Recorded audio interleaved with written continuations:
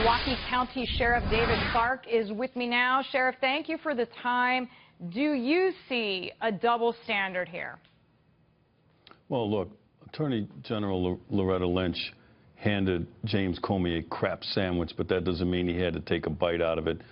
He's the straw man in all this. But I'm surprised. James Comey's a bright guy. He's been around Washington, D.C. for a long time.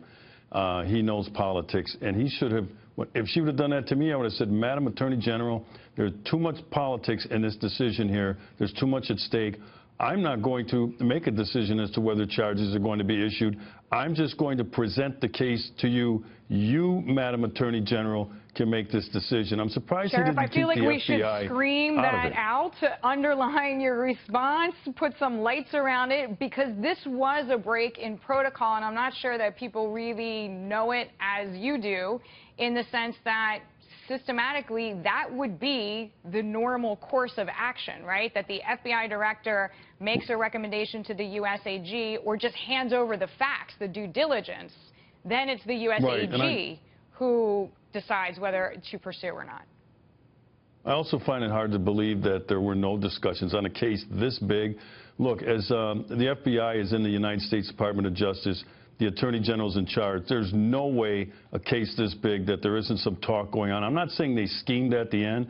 I'm saying that they never had any discussion as to how this investigation was going. And so now there's a cloud of suspicion not only over the United States Department of Justice, but also the FBI. And I'm a little disappointed that James Comey, Director Comey, wasn't a little smarter than this when it came to this decision. He should have stayed away from this. He shouldn't have got within breathing distance. Just present the case. Madam Attorney General, here's what we have.